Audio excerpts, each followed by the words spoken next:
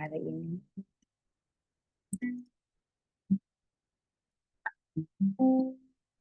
Selamat siang Bapak Surgawi, Tuhan Yesus, ya Roh Kudus. Terima kasih Tuhan untuk hari yang baru ini. Setiap menit, setiap waktu, kami sungguh merasakan bahwa Engkau yang berkuasa dalam hidup setiap kami, Tuhan. Hadirat-Mu, damai sejahtera-Mu, Tuhan, penyertaan-Mu dalam hidup setiap kami. Sungguh kami sangat perlu. Kami ada sebagaimana kami ada saat ini, Tuhan, semua nggak lepas dari anugerah-Mu, Tuhan. Dan penyertaan-Mu dalam hidup kami. Saat ini kami mau sehati menaikkan rasa syukur kami, pujian kami, sembah kami. Karena Engkau yang layak kami sembah dan kami puji, Tuhan. Engkau yang memiliki hidup kami. Biarlah Engkau yang beracara dalam hidup setiap kami, Tuhan. Bekerja seluas-luasnya dalam hidup setiap kami. Ajari kami hal-hal yang baru. Selidiki hati setiap kami. Kami mau punya hati yang lembut, yang mau mendengar, yang mau belajar, dan mau diubahkan. Sehingga semakin serupa dengan menjadi apa yang menjadi kehendak-Mu.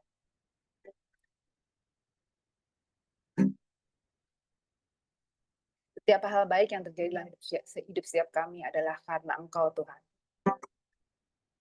Karya-Mu sungguh indah dalam hidup setiap kami.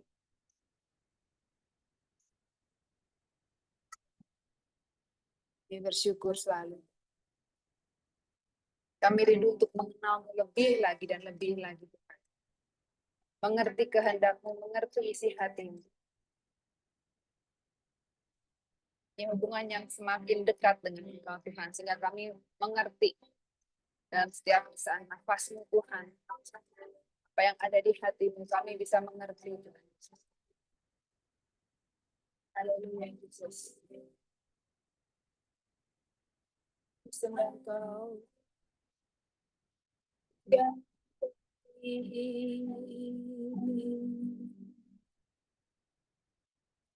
Kami bersyukur atas kasih-Mu yang tak terbatas dalam hidup kami. Amin.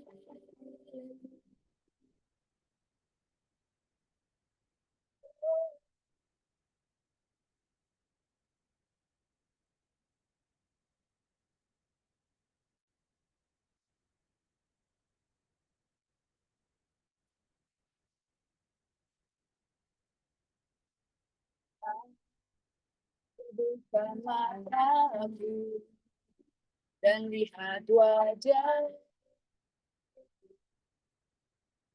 terkau,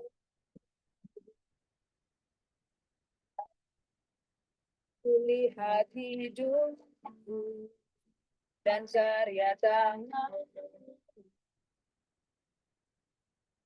bersama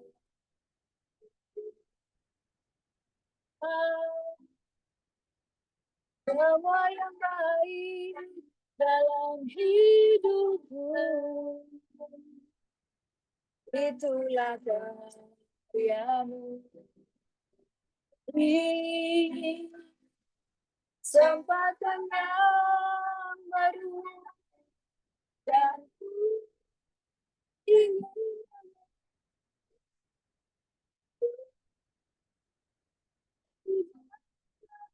semua yang bukan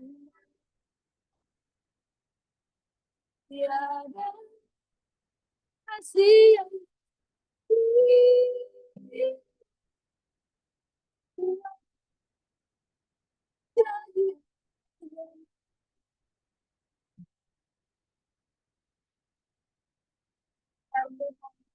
kami hadir jadi penyembah.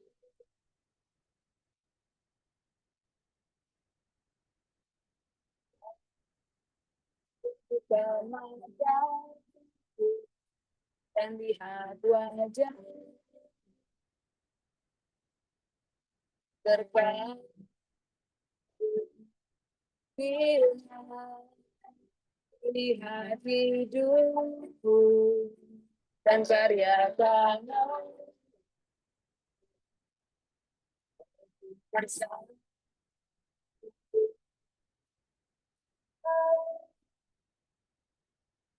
yang baik dalam hidupku.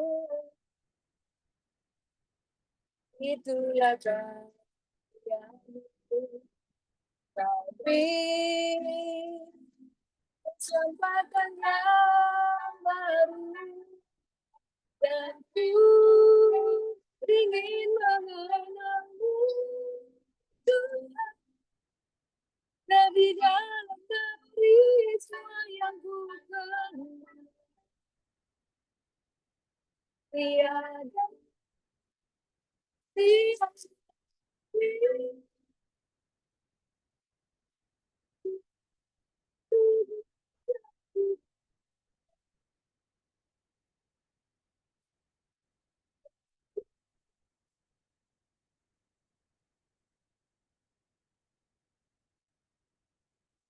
di dalam dari semua yang ku kenal. Tiada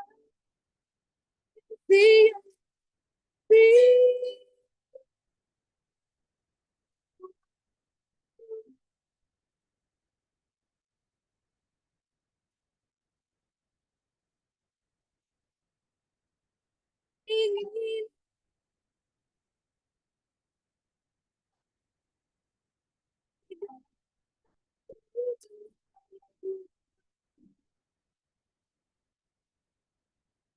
tiada kasih yang lebih.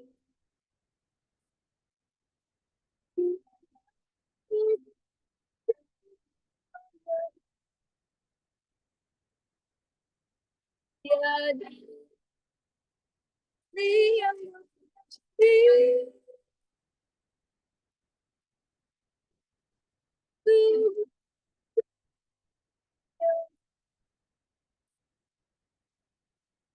Tiada kasih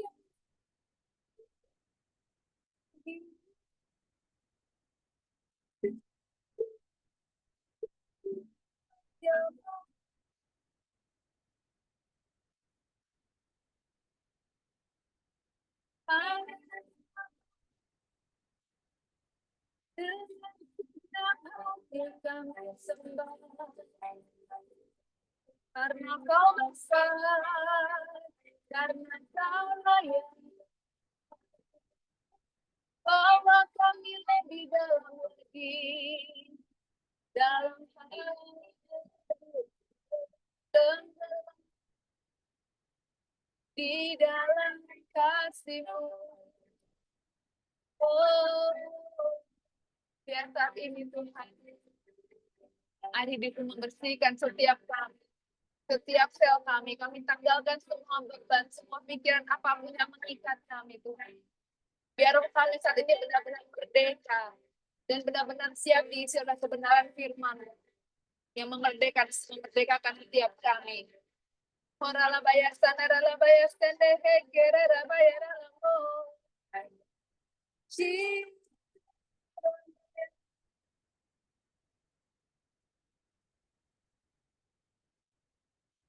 Era Sara Ramaya Sanara Lanambo Kera Ramaya Sierra Ramaya Se Prepara la Mashara la Mataya Se Tehara Ramaya Se setiap kami dipenuhi oleh ucapan syukur atas kebesaran. Haleluya. Setiap sel kami dipenuhi oleh air hidup itu. Menyingkirkan semua sampah-sampah. Menyingkirkan semua ikatan-ikatan Tuhan. Melepaskan semua ikatan-ikatan apapun Tuhan. Semua orang ketakutan, penyakit terlepas di dalam nama Tuhan Yesus. Yang bikin beban-beban berat juga terlepas dalam nama Tuhan Yesus.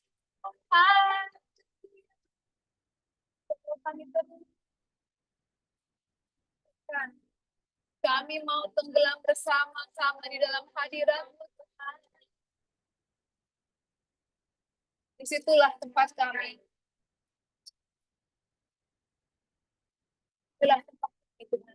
hadirat. Terima kasih Bapa, terima kasih Yesus ya Roh Kudus. Kami bersyukur dan kami tahu Kau berada bersama-sama dengan kami Tuhan. Kau yang menguasai setiap kami. Roh tubuh jiwa nyawa kami Tuhan.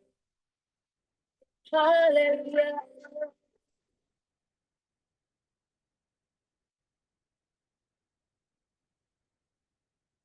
Terus Tuhan, ya Roh Kudus yang manis, bekerjalah terus dalam hidup setiap kami. Biar pikiran kami dikendalikan oleh pikiran Kristus. Biar kami punya hati yang lemah lembut dan mau diajar. Dan hati kami adalah hati yang tanah, yang subur, yang siap untuk ditabur oleh firman. Roh Kudus yang memberikan hikmat, yang memberikan pengertian pada setiap kami. Sehingga kami bisa mengerti kebenaran firman dan memerdekakan setiap kami. Terima kasih untuk siang hari ini, kami mau siap belajar Tuhan. Kami juga mengucap syukur dan kami percaya bahwa Engkau memakai Pak Edi, mengurapi Pak Edi. Sehingga apa yang disampaikannya benar-benar yang daripadamu sendiri, yang memerdekakan setiap kami. Dan kami saat ini siap Tuhan untuk belajar firman-Mu. Dan kami mengucap syukur untuk hari yang indah, untuk setiap perangkat yang kami pakai, dari wifi-nya, gadgetnya, semuanya Tuhan berjalan dengan baik. Dan kami juga mengucap syukur untuk setiap kami yang hadir di RS yang hari ini. Biar ada urapan hikmat, urapan wahyu mengalir pada setiap kami. Dan kami mulai belajar di RS yang hari ini. Dalam nama Tuhan Yesus kami berdoa dan mengucap syukur. Haleluya. Amin.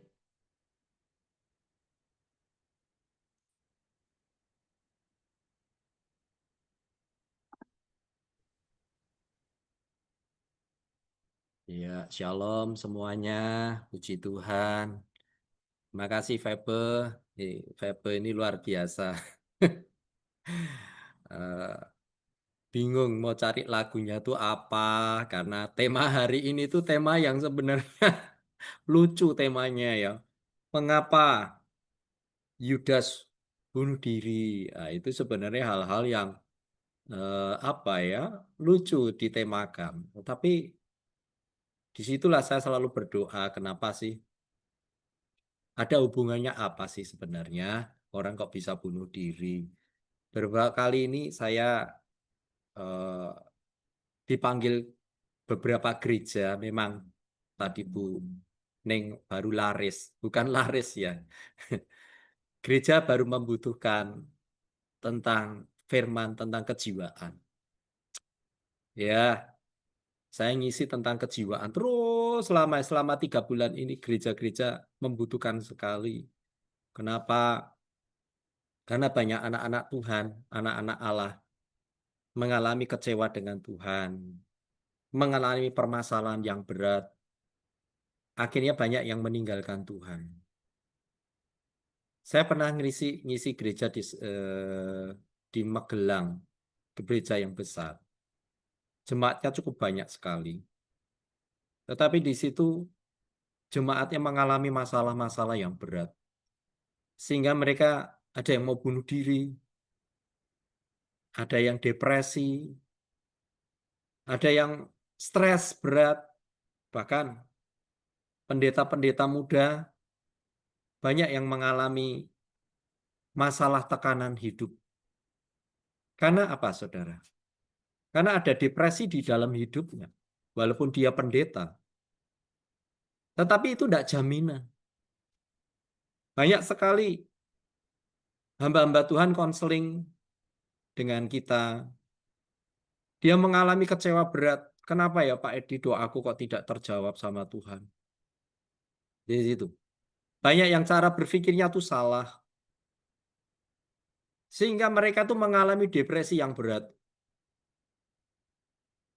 Ada rasa bersalah di dalam hidupnya, sehingga dia tidak bisa mengampuni dirinya sendiri. Banyak sekali ya saya temukan hal-hal seperti itu.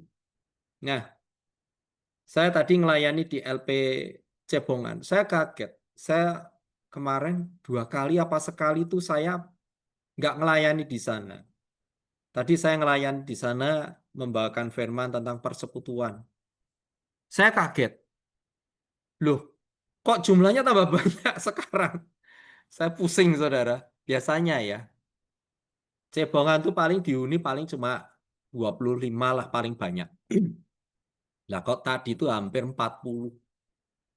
Saya kaget sekali di situ. Nah, besok Selasa ini saya dapat tugas di LPP Wanita, Penjara Wanita di Wonosari. Itu cukup banyak sekali, itu melebihi kapasitas pria. Jadi nak pria tuh sekarang tuh paling banyak 40, kalau di wanita tuh bisa 60. Saya nggak tahu kenapa kok yang banyak berdosa wanita. Saudara, saya tidak menghina saudara loh. Kalau di sini wanita-wanitanya wanita sejati ya. Wanita pilihan, bukan pria sejati. Nak, sejati itu pria. Wanita pilihan. Dipilih Tuhan untuk menjaga suami atau pria-pria yang lemah. Jadi di sini ada Linca, ada saya, ada Pak Roden, ya, pria-pria itu banyak yang lemah. Kenapa? Saudara tahu enggak? Pria itu lemah tuh saudara tahu enggak? Karena Tuhan yang menciptakan katanya tuh salah, kebalik. Katanya pria itu diciptakan dari debu. Kalau wanita itu dari tulang. Lah jadi kuat wanita katanya. Nah itu, ya itu cuma guyon ya. Tadi tadi ngomong-ngomong di mobil itu seperti itu. Nah, terus ada lagi saya bilang gitu. Memang orang laki itu enggak kuat. Saya bilang gitu. Kenapa enggak bisa kuat? Nah, yang laki-laki barangan saya itu enggak terima. Loh, kenapa Pak Edi kok membelani wanita? Loh, wanita itu paling kuat ya. Buktinya apa? Dia cerita. Lihat itu di pinggir jalan di daerah Seturan, tempat kami itu Seturan itu. Lihat tuh, saya tunjukin tuh obat kuat untuk pria. Saya bilang gitu. Apa ada tulisan obat kuat untuk wanita coba? Saya bilang gitu teman-teman saya. Iya iya bener ya. Baru paham. Orang lagi itu, aduh. Makanya ibu-ibu yang sini sudah sering ikut RRS menjadi wanita-wanita yang luar biasa. Saya melihat seperti Ibu Eva, Siska, terus apa lagi yang kena cancer ini Bu Aisani. Itu luar biasa, ini ibu-ibu yang saya katakan wah luar biasa kuat menanggung derita ya sakit yang begitu berpanjang kepanjangan ya. Sampai cancer stadium berapa saya enggak tahu itu. Tetap aja ikut RRS. Bahkan baru sakit cancer stadium 4 enggak peduli berdoa. Loh, aneh ya. Saya sampai wah ini memang jago-jago semua di RRS ini, saya katakan luar biasa ini. Lakinya yang belum luar biasa ini. Lakinya cuma paling saya, Linca, Pak Roden. Nah, ini yang laki-laki siapa ini belum keluar ini? Pak Enggi ya. Pak Is belum ini Pak Is ini. Ini yang laki-laki ini aduh apa besok apa ya ikut keangkat. Mudah-mudahan keangkat ya saudara. Nah, kita akan membahas kenapa sih sekarang itu banyak orang-orang tidak mengalami kekuatan. Kenapa sih orang kok cepat sekali putus asa? Kenapa sih orang kok tidak mengerti tentang kebenaran ini loh, saudara? Nah, di akhir sudah di akhirnya zaman ini, iblis itu selalu mengganggu di jiwa. Walaupun saudara seorang pendeta muda, gangguannya tuh cukup banyak. Pendeta aja gangguannya cukup banyak tadi Ci Ilda ngomong, semakin tinggi jabatannya itu anginnya semakin kencang. Apalagi yang tidak punya jabatan. Wah, itu lebih parah nanti. Gangguannya lebih banyak sebenarnya. Pendeta aja bisa diganggu, bisa jatuh loh, saudara. Apalagi yang tidak pendeta, yang tidak mengenal firman Tuhan. Bayangkan, saudara. Yang mengenal firman Tuhan saja bisa kolaps, saudara. Tadi saya nangani kasus orang mau bunuh diri di Cebongan. Ya saya itu tanya, loh kenapa kok kamu mau bunuh diri? Gimana Pak? Saya dihukum 10 tahun. Loh kasusmu apa? pelecehan. Ya wajar saya bilang gitu. Nah, kamu pencurian paling kena pasalnya ndak begitu berat, saya bilang. Yang kamu lecehkan umur berapa? 10 tahun. Lah ya jelas. Nah, yang kamu lecehkan ibu-ibu, kamu paling di bawah 5 tahun. Saya bilang gitu. Loh itu ada hukumnya semua, saya jadi tahu, tanya lincah. Loh jadi saya tuh ngerti semua, 18 tahun saya melayani di lembaga pemasyarakatan, jadi tahu semua. Saya ngomong, "Mas, kamu salah yang melecehkan. Kalau kamu ingin dihukum di bawah 10 tahun, ya yang melecehkan ibu-ibu." Saya bilang gitu. Jangan melecehkan anak-anak, hukumannya berat. Itu sudah bagus 10 tahun, ada yang 15 tahun, saya bilang gitu.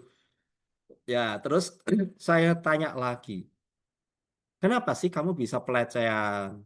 Nah, dia cerita semuanya. Ternyata memang dari kecil pernah dilecehkan juga.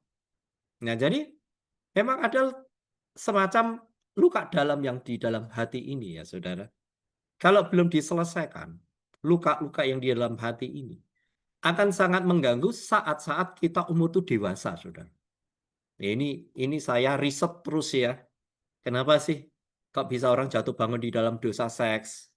Kenapa sih kok bisa jatuh pembunuhan? Jadi saya ini belajar firman plus praktek supaya saya semakin mengerti kebenaran itu. Karena kebenaran itu akan memerdekakan kita ya. Yohanes berapa? 8 ayat 32 ya, tidak salah ya. Itu. Dan kebenaran itu akan memerdekakan kita. Jadi memang Tuhan pakai saya untuk di lembaga pemasyarakatan dan ODGJ itu untuk menguasai jiwa. Praktek, bukan membaca buku. Ada atau orang-orang itu tidak spesifiknya dia belajar membaca buku. Loh, enggak salah itu, memang enggak salah. Cuma dia kesalahannya hanya sepele sebenarnya. Kalau tidak praktek, nanti berbeda. Pembacaan buku dan praktek itu sangat berbeda sekali. Nah, disitulah saya baru mengerti. Tuhan membawa saya tuh saya enggak enak-enak loh, saudara. Coba suruh ngerawat orang gila. Lah, apa kurang gawean, kurang kerjaan Pak Tuhan Yesus itu cobaan, saudara. Benar itu, saudara. Pernah saya itu, Tuhan aku sudah enggak mau Tuhan.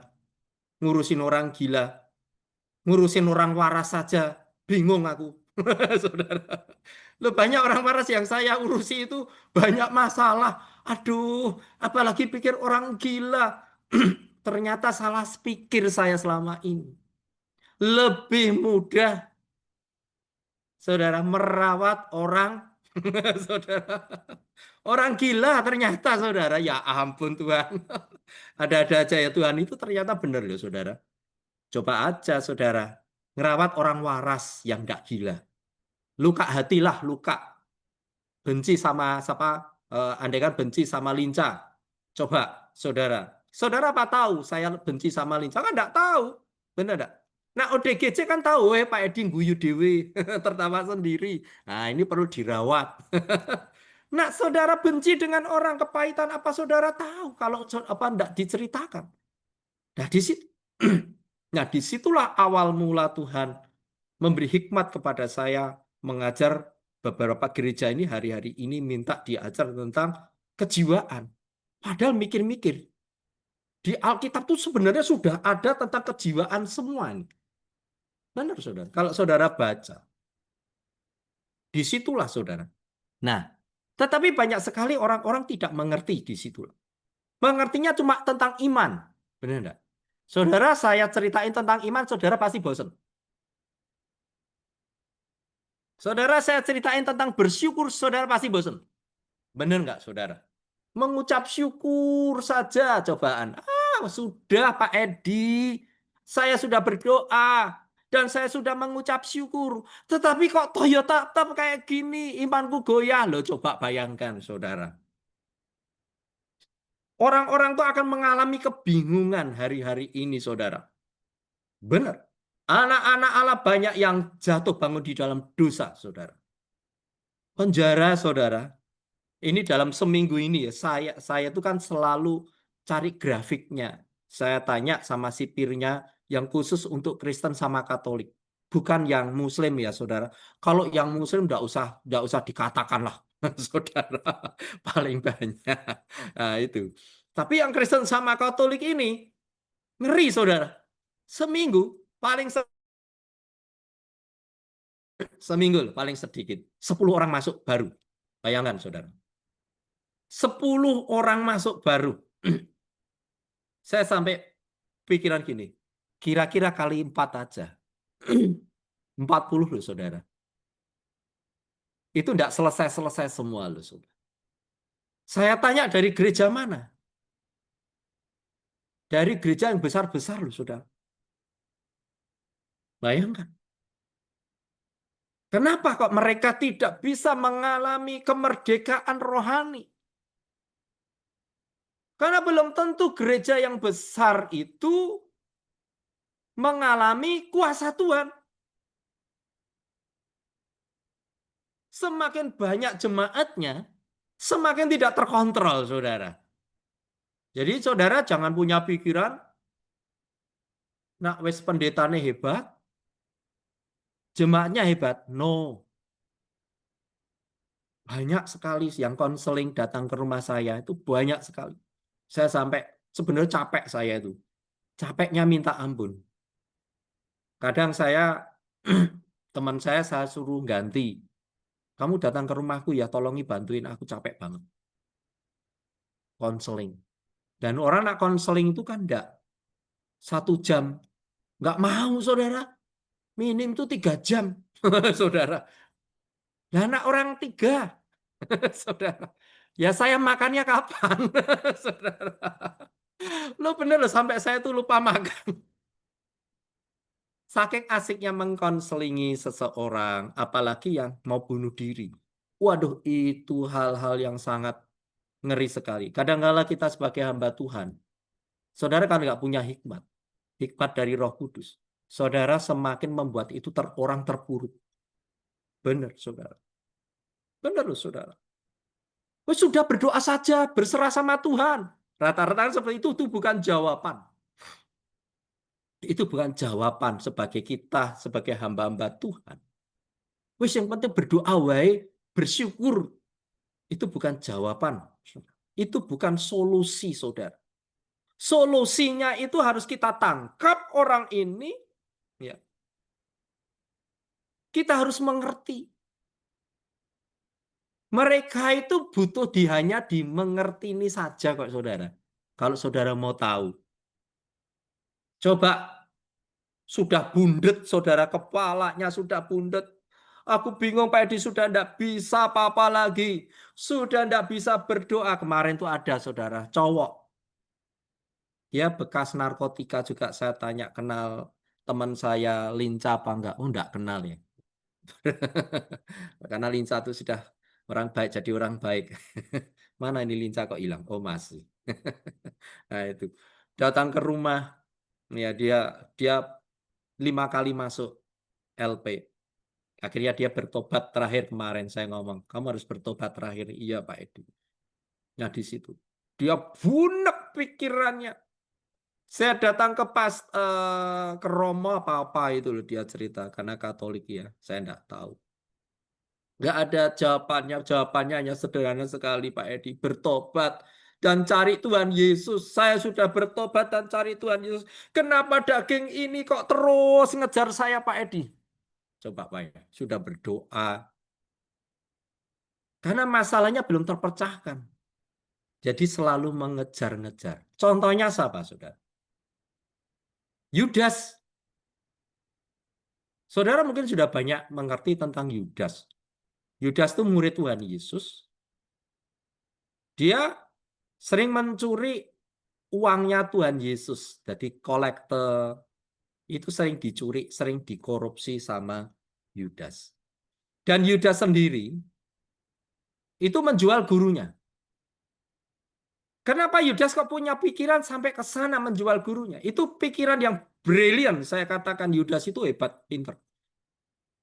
Tapi kepinterannya ini yang membuat dia tuh jatuh berdosa. Dia berasumsi Kalau saya jual Yesus, saya dapat uang. Kedua apa, saudara? Yesus bisa menghilang. Coba saudara baca firman ini, ayat-ayat ini waktu Tuhan Yesus pelayanan setelah diurapi Roh Kudus. Tahu-tahu Yesus menghilang bersama murid-muridnya. Kira-kira contohnya seperti ini. Waktu kita ini apa? RRS ini tahu-tahu menghilang. Saudara, Linsa tahu-tahu menghilang. Ternyata pulsanya habis. Nah, itu pulsanya habis. Nah, Tuhan Yesus enggak. Waktu mau dirajam batu itu tahu-tahu menghilang. Saudara. Pikirannya Yudas, ya. Kalau Tuhan Yesus saya jual, saya untung. Kedua, Tuhan Yesus pasti mengampuni saya. Itu jelas. Yudas tahu karakternya Tuhan Yesus. Bukankah sama dengan hidup kita tuh sama? Tuhan pasti mengampuni saya kok kalau saya berbuat dosa. Benar nggak, saudara? Ternyata Yudas salah prediksi. Salah hitung-hitungan. Makanya ikut hitung sama Tuhan itu harus pinter menghitung. Kalau saudara salah menghitung, itu jadi jerat bagi saudara dan bagi yang orang dikonselori. Ngeri sekali, saudara. Termasuk Yudas. Salah perhitungan, akhirnya menjual Yesus. Sudah waktunya Yesus harus disalibkan. Seandainya waktu itu belum waktunya, Yesus dijual bisa menghilang kok. Benar loh, saudara. Tetapi Yudas ini salah. Akhirnya apa? Yudas menyesali dirinya. Saya akan bacakan ya. Matius 27. Matius 27 ayat 1 sampai ayat 4. Sampai ayat 5 ya. Saya bacakan. Ketika hari mulai siang, semua imam kepala dan tua-tua bangsa Yahudi berkumpul dan mengambil keputusan untuk membunuh Yesus. Mereka membelenggu dia lalu membawanya dan menyerahkannya kepada Pilatus, wali negeri itu. Pada waktu Yudas yang menyerahkan dia melihat bahwa Yesus telah dijatuhi hukuman mati. Menyesalah ia. Ya, Yudas ini salah. Ternyata Yesus tidak bisa menghilang, saudara. Menyesal dia. Dia mengakui bahwa Yesus tidak salah kenapa dijual. Nah, waktu itu. Dan berkata, ayat 4. Dan berkata, aku telah berdosa karena menyerahkan darah orang yang tak bersalah. Ada dua. Pertama, dia menyesal. Kedua, dia mengakui dosanya minta ampun. Nah, ini orang paling terpuruk sedunia. Ini seperti ini. Seperti orang-orang yang dipenjara di Nusa Kambangan. Itu sudah tidak ada pengharapan lagi. Lebih baik aku mati, Pak Edi. Aku terima Yesus ya tetap di penjara. Aku tidak terima Yesus ya tetap di penjara. Hukumanku seumur hidup dan hukuman mati. Sama, Pak Edi. Coba bayangkan. Terpuruk. Nah, kita sebagai hamba-hamba Tuhan harus berhikmat minta Roh Kudus. Jangan hanya fokus berdoa saja, percaya Tuhan pasti tolong. Itu bukan solusi, saudara. Nah, kita harus memberi kekuatan terus, saudara. Memang akhirnya nanti kita harus berdoa, mendoakan. Tetapi bukan, udahlah, berdoa saja. Bukan itu, saudara. Nah, aku telah berdosa karena menyerahkan darah orang tidak bersalah. Tetapi jawab mereka, apa urusan kami dengan itu? Itu urusanmu sendiri. Waktu Yudas dia bersalah, menyesal, dan bersalah, dia datang kepada imam-imam kepala. Datang. Nah, salah satu kesalahan terbesar Yudas, dia menyerahkan rasa bersalahnya kepada orang yang tidak benar. Tahu ya, masalahnya kan sebenarnya di sini kuncinya.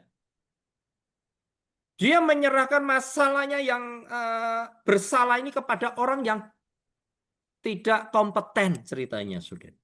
Tidak menguasai firman. Ya, orang-orang yang tidak peduli. Apa urusanmu, Yudas? Sudah selesai semua. Akhirnya Yudas menyesal, saudara. Banyak sekali sekarang anak-anak Tuhan seperti itu. Seperti Yudas. Banyak. Tidak ada solusinya. Karena banyak anak-anak hamba-hamba Tuhan ngasih solusi sudah berdoa saja. Orang stres, orang depresi itu tidak bisa berdoa, saudara. Kalau saudara mau tahu. Kalau nggak percaya, saudara, coba saudara domisili mana? Andai kan di Jakarta. Saudara coba pelayanan ke lembaga pemasyarakatan. Apa dia bisa berdoa? Tidak bisa berdoa. Kalau saudara mau tahu. Di situ, saudara. Itu bukan suatu kunci jawaban, tuh bukan. Nah, kita terus bagaimana, Pak Edi? Ya, kita cari jawabannya. Melalui apa? Kebenaran firman Tuhan. Orang-orang kayak gitu perlu dipedulikan sebenarnya, saudara. Dia butuh kita, ya, yang dipedulikan. Nah, sekarang banyak orang-orang itu tidak peduli. Seperti Lukas 10 ayat 29 sampai 37 ya, tidak salah itu ya. Orang Samaria orang Samaria yang bermurah hati. Ada orang dirampok dulu, saudara. Nah, itu pertama orang Lewi yang datang membiarkan, ya toh. Nah, ini ada imam-imam lihat itu dirampok sudah digebukin, tidak ditolong, tetap didiamkan. Kemudian ada orang Samaria, yaitu Yesus itu sebenarnya. Dia menolong, ya. Krisis sekarang ini, saudara. Nah, sekarang saudara, kita ini sebagai orang-orang RTM, RRS, kita harus sekarang tuh empati pada orang-orang yang sangat membutuhkan. Kenapa? Tugas kita tuh semakin berat loh, saudara. Benar. Kalau kita tidak siap dipakai Tuhan, kira-kira Tuhan mau pakai siapa, saudara? Bayangkan, saudara. Apakah Tuhan harus turun sendiri? Bisa nggak? Oh, sangat bisa. Sangat bisa. Banyak orang yang mengalami di penjara-penjara, dia cerita. Saya ketemu Tuhan Yesus, Pak Edi, kaget saya. Loh, Pak Edi pernah ketemu Tuhan Yesus, enggak pernah dalam mimpi. Ini enggak benar-benar Tuhan Yesus datang di sel. Bayangkan. Salah satu, saya sudah cerita di sini apa belum ya? Di penjara itu ada 2 orang dari kaum Kedar Nebayot. Tahu ya Kedar Nebayot dari Muslim. Itu datang ke gereja kami. Ke gereja ya di dalam sel itu.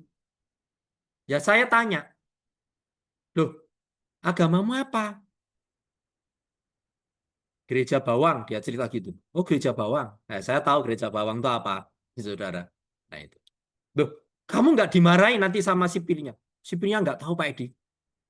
Saya mau belajar firman Tuhan. Saya mau kenal Tuhan Yesus. Saya ngomong sama 2 orang ini.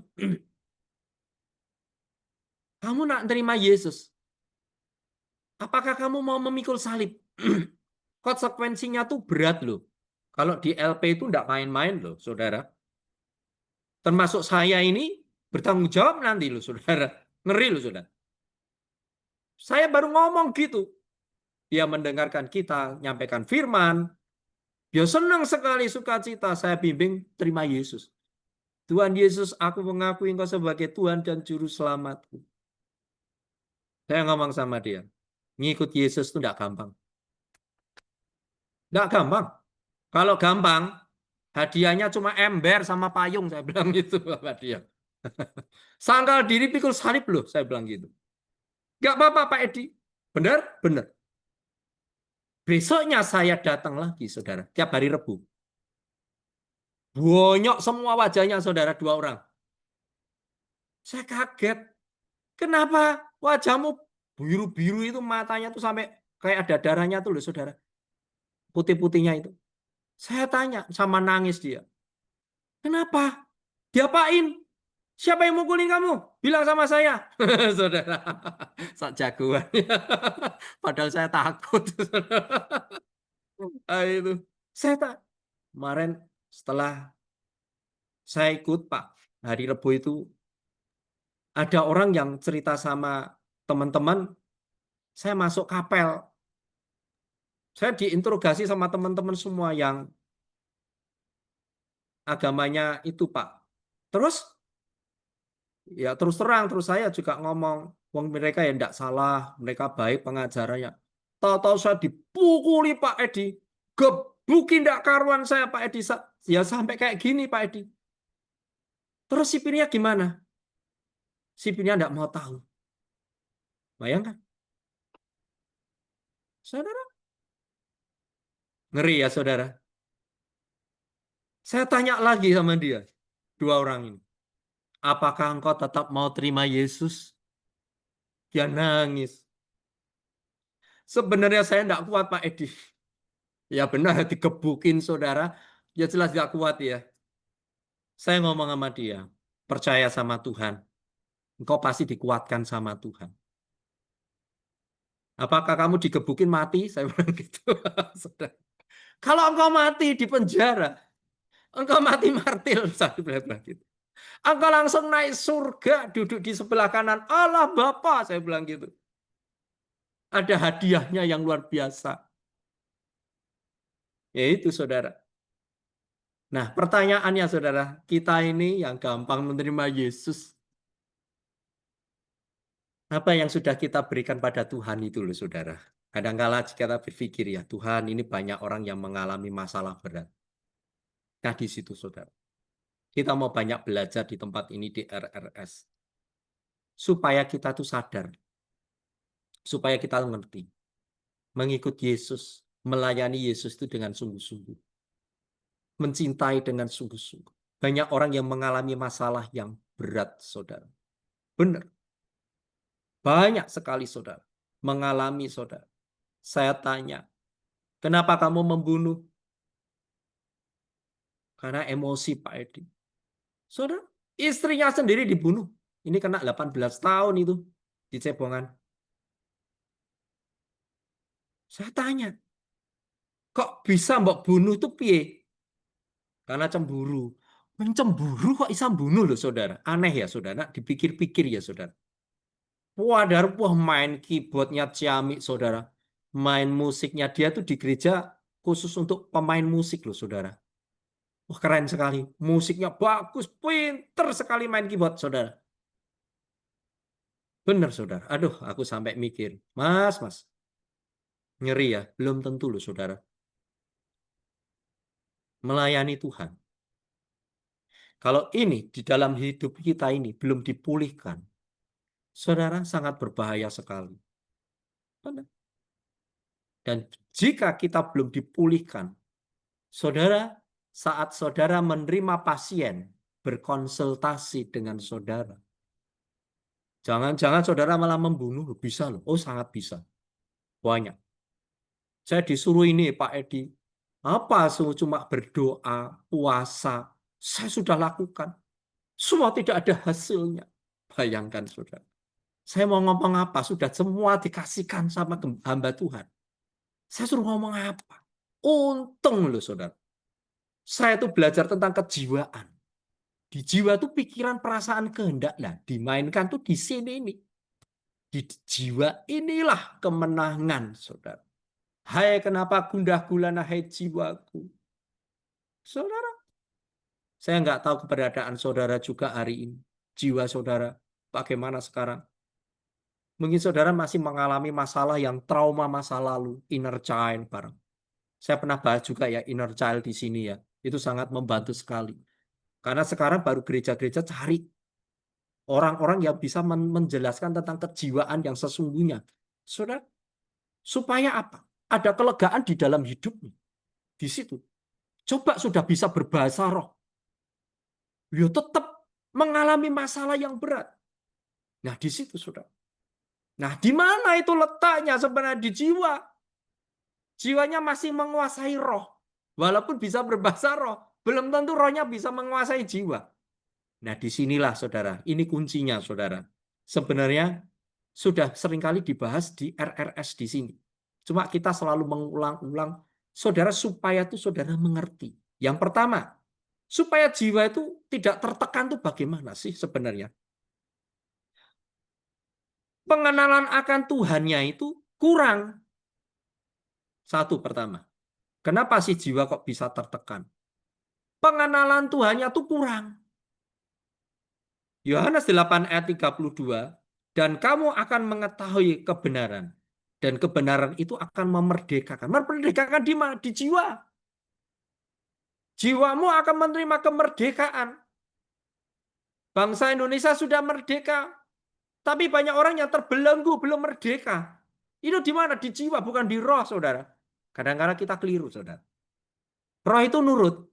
Daging yang lemah. Di mana? Di jiwa itu, saudara. Makanya banyak orang yang bunuh diri itu kenapa? Jiwanya tuh tertekan. Seperti Yudas. Yudas kesalahannya dua.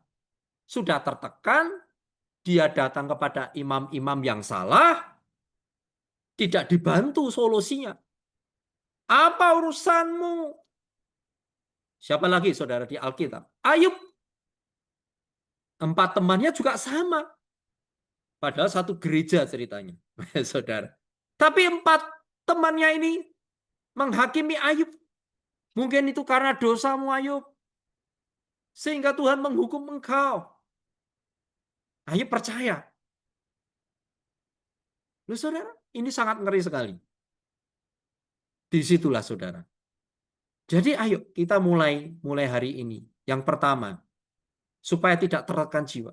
Pengenalan akan Tuhan itu lebih lagi saudara. Bukan cari mujizat. Bukan cari uang. Berkat. Itu dikasih Tuhan. Saudara, lepaskan itu saudara. Saudara harus selesai dengan dirimu sendiri. Itu loh kuncinya saudara.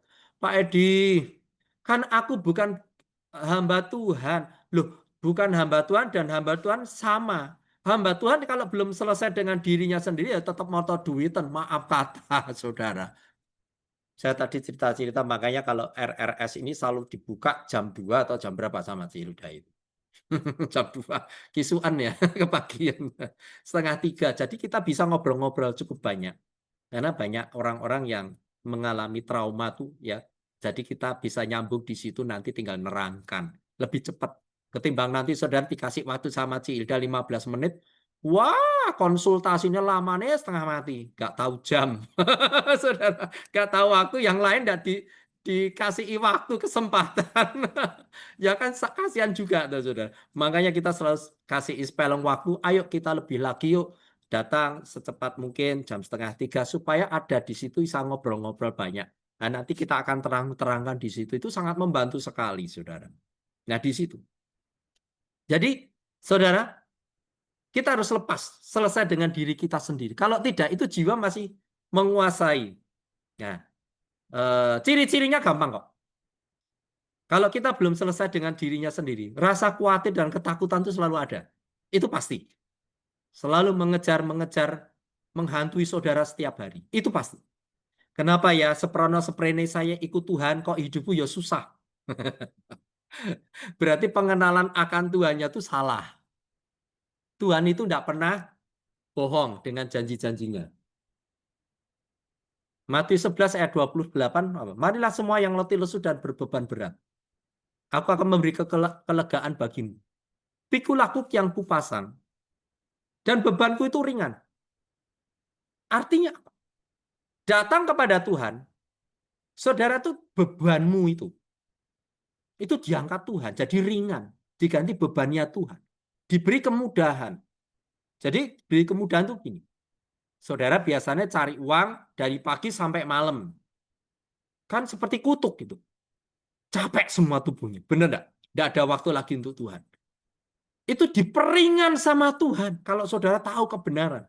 Ditolong Tuhan, cara mencari uang itu mudah sekali. Di situ saudara. Nah saudara kok enggak gunakan itu? Nah caranya bagaimana? Belajar firman Tuhan terus. Nah, emangnya saya nggak belajar? Walaupun sudah jadi PDP, pendeta pembantu, saya belajar firman Tuhan terus. Kenapa? Saya nggak kuat tanpa firman ini, nggak dong. Saudara, hidup saya itu nggak dong. Saya mau makan pakai apa, saudara? Bayangkan, saudara. Saya mau diberkati dari mana? Nah, itu loh, saudara. Masalahnya kan saudara harus mengerti benar kebenaran. Kalau kebenaran itu ada di dalam hidupmu, saudara akan dimerdekakan. Rasa khawatir, cemas, ketakutan saudara itu hilang. Benar, saya mengalami. Dulu saya pengusaha sukses. Saya buka LPK, Lembaga Pelatihan Kerja, melatih teknisi handphone dan teknisi otomotif. Saya jual otak, jual kepandaian. Toh sama Tuhan suruh ngelepasin semua 100%, harus melayani Tuhan sepenuh waktu, bayangkan. Gereja mana yang mau mengangkat saya? Tidak ada, saudara. Benar. Di situ, saudara. Apa tahu-tahu saya diangkat? Enggak. 18 tahun saya melayani Tuhan. Dipersiapkan Tuhan semuanya. Baru diangkat, saudara. Nggak mudah. Nggak mudah. Sering putus asa. Sering saya dulu. Dikira, oh, Pak Ediku kuat terus ya. Saudara, saya kuat tuh karena sama Tuhan dimasukin di ODGJ, saudara. Supaya saya mengerti, melihat. Nih, orang-orang gila aja aku pelihara. Apalagi kamu, Edi. Saudara, coba. Kadang-kala, saudara, kita melihat diri kita sendiri ya, saudara. Waduh, Tuhan, kenapa ya Tuhan? Aku kok seperti ini terus? Kenapa kok aku susah terus Tuhan? Ya karena kamu tidak kenal Tuhan. Hanya tahu Tuhan. Tanggal 25 Desember, Natalan. Hanya tahunya itu. Lah ya piye saudara? Mau dapat kekuatan dari mana? Suruh pemuritan RTM, malas. Suruh RRS, malas. Terus ya piye saudara? Bingung saudara. Nah itu. Saudara yang hari ini hadir, itu luar biasa. Bukan secara kebetulan saudara mendengarkan firman ini. Ini firman saya sampaikan kalau saya tidak mengalami dulu, saya tidak mau. Saya bisa cerita yang lain, tapi saya nggak mau kalau belum pernah saya alami menangani kasus-kasus saudara di situ. Saya juga menangani kasus homo. Bingung tuh saudara, coba. Saudara, ya. Saya belajar tentang Sodom dan Gomora, saudara. Saudara, bayangkan saudara. Saya cari ayat-ayatnya tentang homo barang saudara. Lo enggak gampang loh saudara. Minta hikmat Roh Kudus ini saya untuk menyembuhkan orang homo itu gimana, bingung loh saudara. Enggak mudah loh. Kalau yang lesbi saya nggak berani. Karena saya orang laki itu kan urusan perempuan ya. Karena kalau ngonseling orang perempuan itu berbahaya sekali masalah seperti itu, saudara. Jadi itu bukan wewenang saya, itu istri saya. Tapi istri saya sering tanya sama saya juga.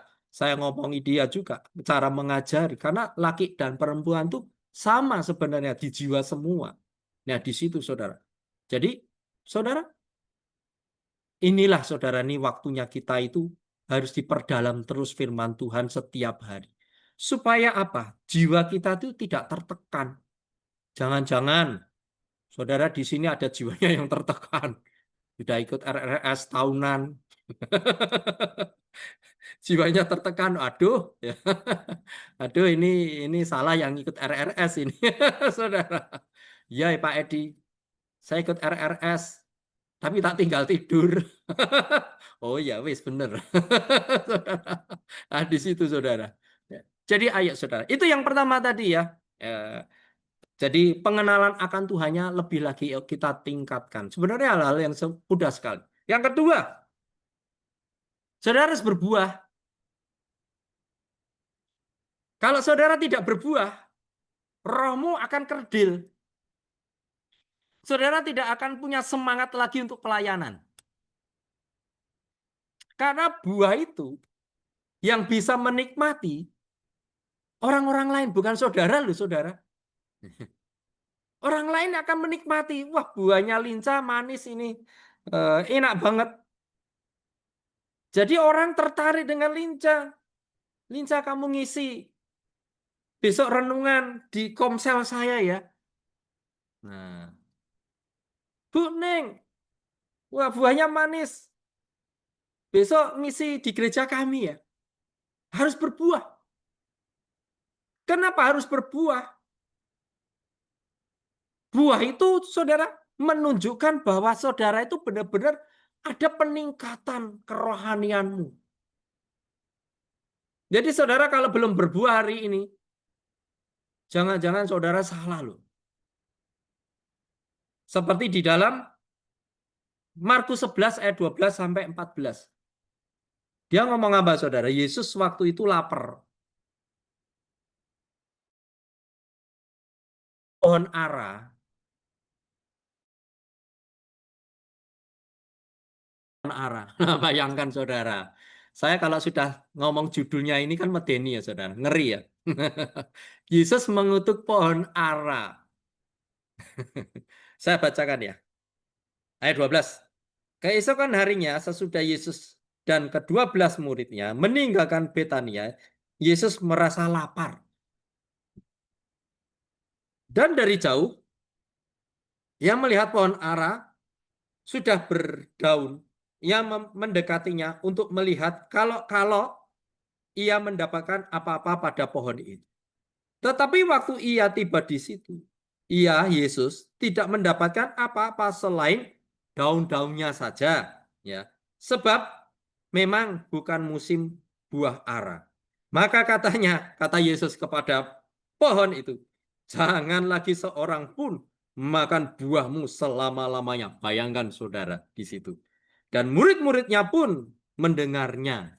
Saudara, kalau dipikir-pikir saudara, Tuhan Yesus itu kan harusnya tahu juga ya. Wong ndak musim.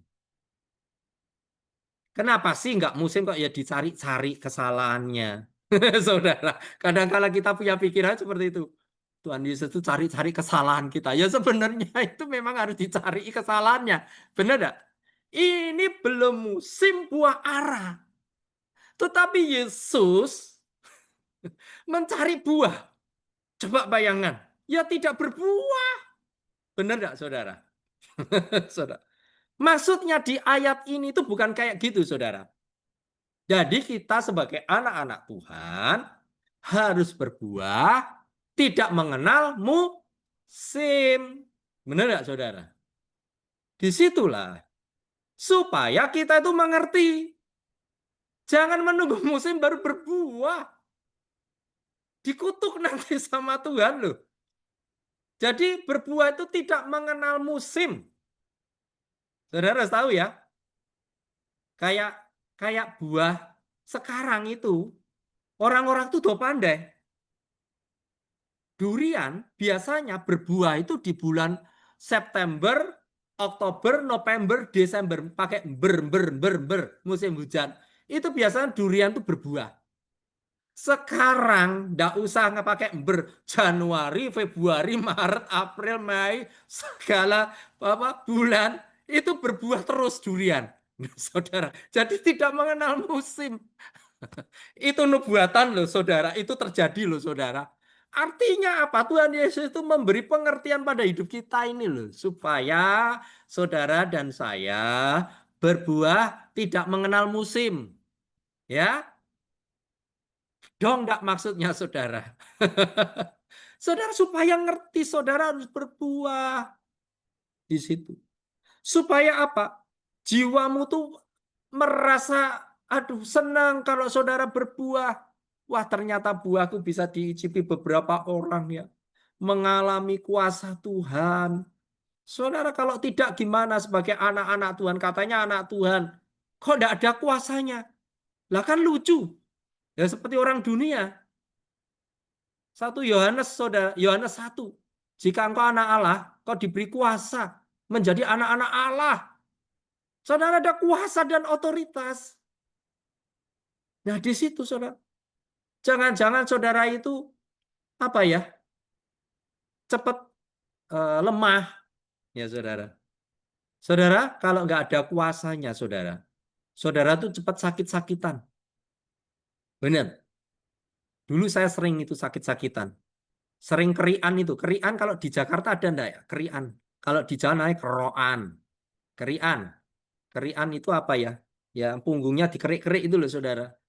Jadi belum dikerik itu enggak mantep. Istri saya marah. Kenapa marah? Karena sering saya suruh ngeri. Capek. Dia bilang gitu. Doa. Oh iya iya. Kok enggak sampai pikiran sampai sana loh saudara. Nah sekarang tuh saya enggak pernah kerian saudara. Ya di situ saudara. Ada kuasanya. Mau flu, saya bilang, hei flu, kau salah alamat masuk tubuhku. Tubuhku bait Roh Kudus. Roh Kudus ada dalam tubuhku. Hei sakit penyakit kau tidak betah dalam tubuh. Karena ada Roh Kudus di dalam tubuhku. Itu sembuh loh saudara. Di situ saudara. Jadi mulai kita harus mengerti. Harus berbuah saudara. Jadi kalau berbuah, itu saudara tidak boleh mengenal musim. Harus berbuah. Walaupun saudara mengalami masalah yang berat, tetap berbuah lebat, saudara. Di situ, saudara. Nah, itu, saudara. Pak, ada firman di dalam, mana ya? Mazmur 1. Coba ya, Mazmur 1. Dan berbuah itu pada musimnya, Pak. Ada ini, Pak. Nih. Berbagailah orang yang tidak berjalan menurut nasihat orang fasik, yang tidak berdiri di jalan orang berdosa, dan yang tidak duduk dalam kumpulan pencemooh. Tetapi kesukaannya ialah Taurat Tuhan, dan yang merenungkan Taurat itu siang dan malam. Ia seperti pohon yang ditanam di tepi aliran air, yang menghasilkan buahnya pada musimnya. Nah ini kan pada musimnya Pak. Piye Pak? Ayo. Saudara. Ada tak ayat ini seperti itu? Ini itu nubuatan, saudara. Nubuatan Daud kepada generasinya selanjutnya, yaitu kita. Sekarang ini, dulu zaman Daud, itu belum ada namanya kasih anugerah. Sekarang zamannya kasih karunia, kasih anugerah yang besar. Semua itu modal cepat. Jadi saudara, ini nubuatan. Saudara harus berbuah terus. Seperti itu. Setiap hari. Kenapa kalau tidak berbuah? Saudara akan mengalami kelesuan rohani luar biasa.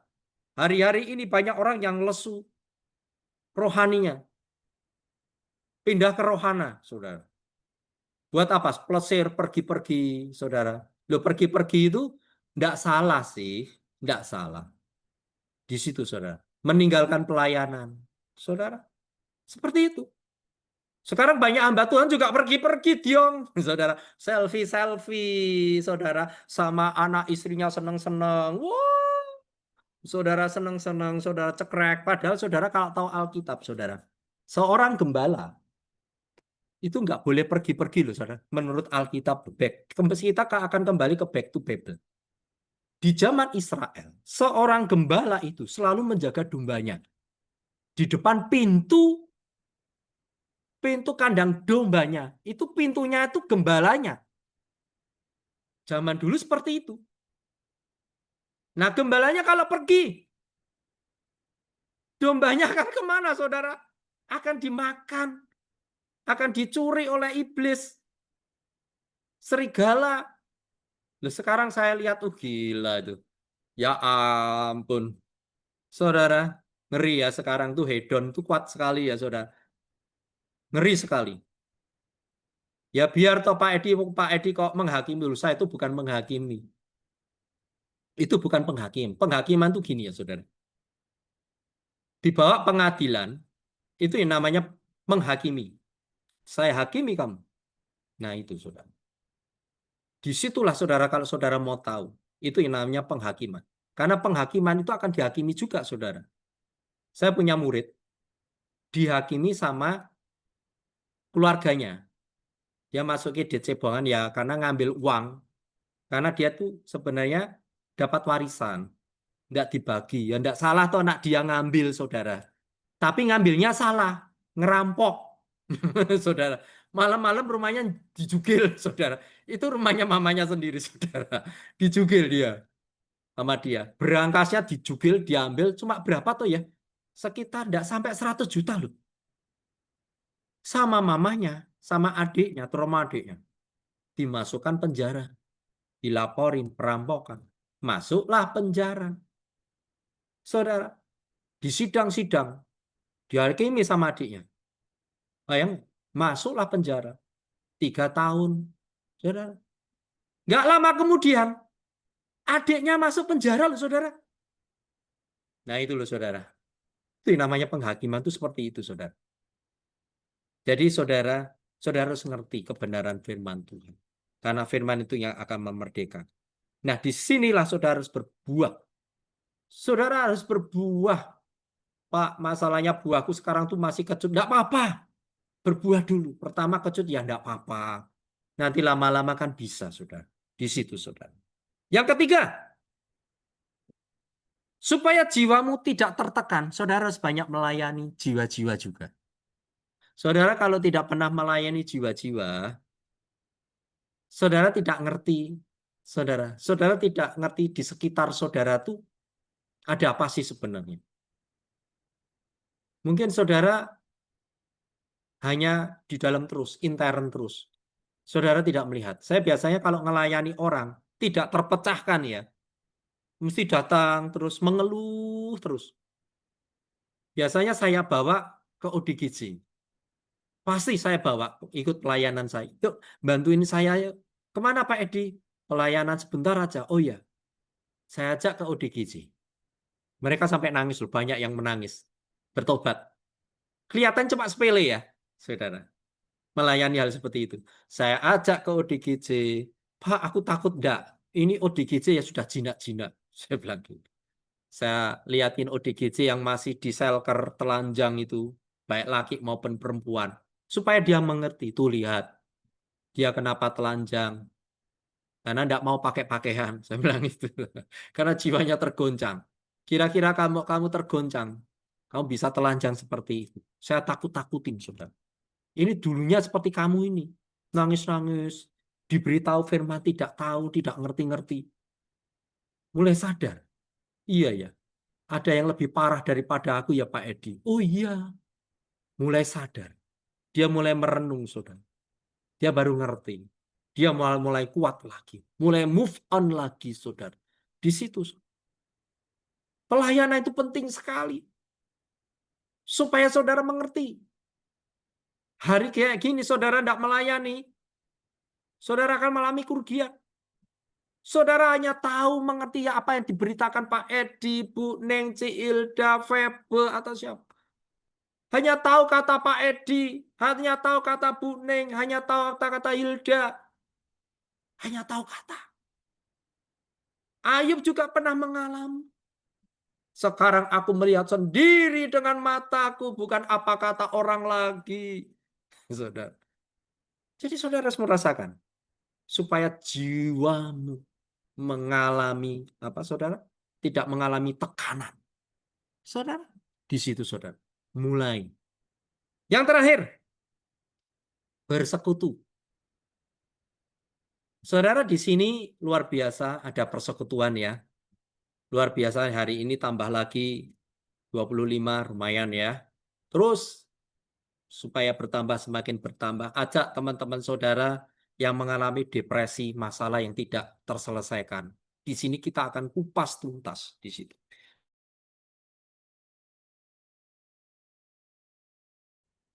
Waktu kapan saya sudah sampaikan tentang ada apa dengan Thomas?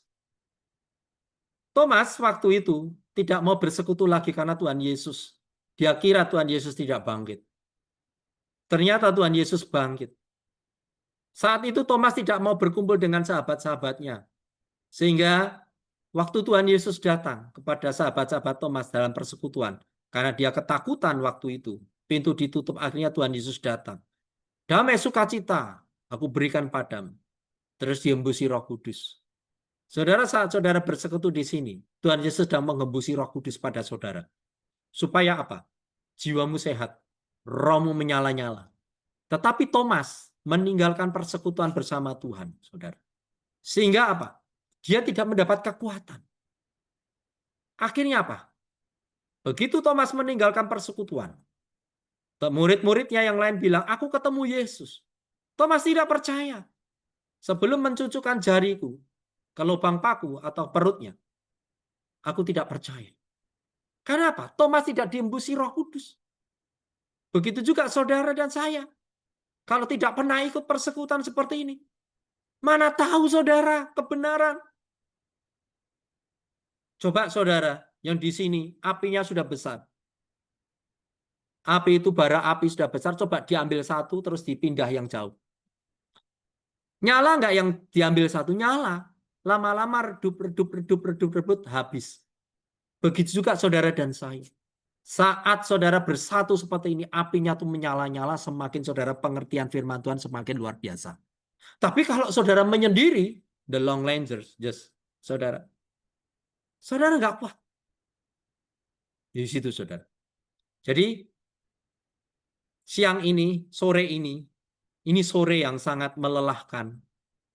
Nanti saya jam 5 itu sudah ngisi persekutuan lagi. Jadi yuk kita semakin kuat. Kita semakin yakin. Jangan seperti Yudas. Kalau saudara ada masalah yang berat, coba jangan sama seperti Yudas ya. Kesalahan terbesar Yudas itu dia menyerahkan rasa bersalahnya kepada orang yang kurang tepat. Saudara kalau mau konseling, tanya Tuhan dulu. Tuhan, siapa Tuhan di RRS ini? Kepada siapa aku harus konseling Tuhan? Tanya. Saudara, kalau bisa hanya di lingkup RRS ini. Kenapa? Jangan kepada orang lain. Sangat berbahaya sekali, saudara. Saudara di sini sudah banyak yang kenal. Kenapa tidak?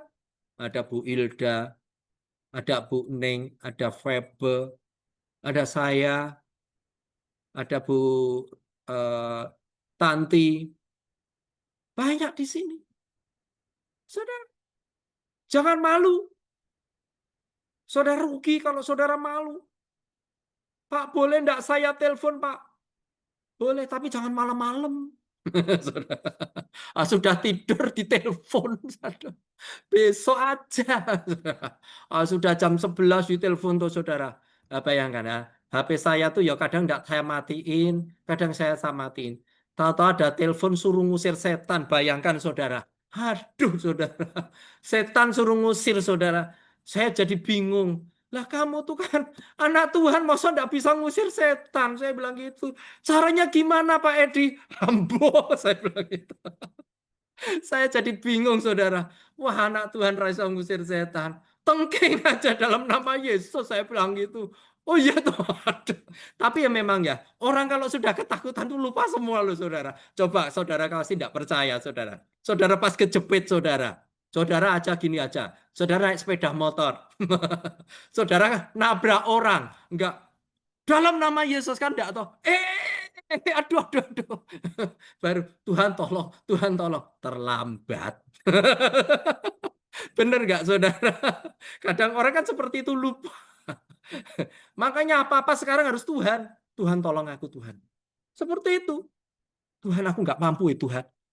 Coba belajar seperti itu saudara. Tuhan aku butuh engkau setiap hari Tuhan. Tuhan ini belok kanan atau belok kiri Tuhan. Sekarang Jogja macet. Saya sering tanya gitu. Saya kalau mengandalkan Google Map Tuhan, kok merah semua Tuhan? Lo bingung tuh saudara. Merah semua itu tandanya kan macet saudara. Ya jalan satu-satunya tanya Tuhan. Tuhan, yang sepi mana Tuhan? Atas nak. Dia bilang gitu. Maksudnya apa? Berdoa. Nggak usah pergi-pergi. Oh ya. Akhirnya saya cuma berdoa ya Tuhan. Ya biar tidak macet dan berdoa saudara. Lajunya di atas saudara. Baru sadar loh saya saudara. Kue nak macet, saudara nak macet terus di jalan tuh mau ngapa saudara? Benar nggak saudara? Nah di situ. Sekarang tuh apa-apa harus Tuhan. Saudara itu orang yang kecil. Saudara nggak sanggup. Saudara cepet toh nak sakit. Saudara tahu supaya saudara jarang sakit. Sering perjamuan kudus. Saudara, saudara kalau makan tubuh Yesus itu, kalau saudara beriman, saudara sungguh-sungguh beriman, itu jadi tubuh Yesus. Menggantikan tubuh kita yang fana. Artinya apa? Yang penuh kelemahan. Darah Yesus. Kalau saudara sungguh-sungguh, itu menguduskan kita. Menyucikan kita dari dosa setiap hari. Kita tuh ada dosa setiap hari, nggak kerasa toh. Saudara. Makanya kita tuh sering jatuh sakit. Benar nggak? Karena dosa, itu jadi sakit. Saudara. Caranya bagaimana? Sering perjamuan kudus. Saya kalau besok orang sakit selalu saya bawa perjamuan kudus. Darah dan tubuh Yesus. Itu cepat sembuh. Benar, saudara. Dan itu saya praktekkan terus. Kenapa? Karena saya percaya. Tubuh Yesus itu benar-benar makanan dan minuman untuk kita, saudara. Di akhir zaman ini, saudara. Saudara harus melakukan itu. Saya kalau mau sakit itu, dalam nama Yesus, saya ambil tubuh Yesus dan darah Yesus. Tuhan ampuni dosaku. Aku dosa, jadi aku sakit, Tuhan. Saya tidak tahu dosanya di mana, Tuhan. Tunjukkan, Tuhan. Nah, di situ. Tidak taat. Sudah berdoa, Tuhan, belok kanan apa belok kiri? Belok kanan. Nah, saya belok kiri lah. Kanan rame, saudara. Tidak masuk akal kan, saudara. Belok kiri, saudara. Ban saya kecubles paku.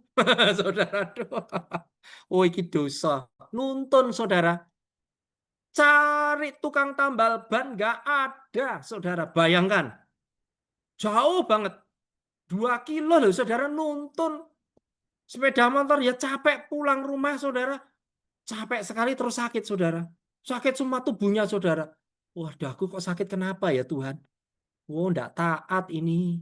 Minta ampun Tuhan. Dipulihkan loh, saudara. Ada ketaatan itulah, saudara. Belajar, saudara. Saya pun terlalu belajar terus. Tuhan, aku mau belajar terus, Tuhan. Supaya aku taat. Kemarin anak-anak saya dua-duanya sakit. Gara-gara apa? Saya enggak taat. Enggak taatnya apa? Saya itu dibangunkan Tuhan itu jam 1. Loh, lucu toh, Tuhan bangun ke saya jam 1. Biasanya jam 3 loh Tuhan. Ya saya tawar toh. Saudara. Tuhan, kan saya baru tidur jam berapa? Engkau tahu sendiri kan Tuhan. Malam saya renungan malam. Saudara pasti dapat renungan malam dari saya kan. Benar enggak, saudara? Saya renungan malam Tuhan. Bikin itu mikir juga loh Tuhan. Minta Roh Kudus loh Tuhan. Jadi agak malam, saudara. Jadi tidurnya kemalaman, saudara. Ya situ. Dibangunkan Tuhan jam 1. Tuhan matanya tuh masih jembret, saudara. Sudah dibangunkan, saudara. Tuhan, aku tuh capek banget, Tuhan. Nanti ya Tuhan, jam 3 Tuhan bangunkan. Tidur saya. Nggak dibangunkan, saudara. Bayangkan. 2 hari, saudara. Anak saya dua-duanya sakit loh, saudara. Coba. Tidak ada ketaatan. Di situ, saudara. Saya belajar ketaatan. Saudara. Memang tidak enak. Rasanya daging ini sedang diuji sama Tuhan. Jadi saudara, belajar. Saya mengakui kesalahan sama Tuhan. Benar. Mulai hari ini coba. Belajar saudara. Supaya apa? Jiwanya tuh tidak ada tekanan. Jiwanya tenang. Hati yang gembira adalah obat paling manjur. Tetapi semangat yang patah mengeringkan tulang. Jadi ayo.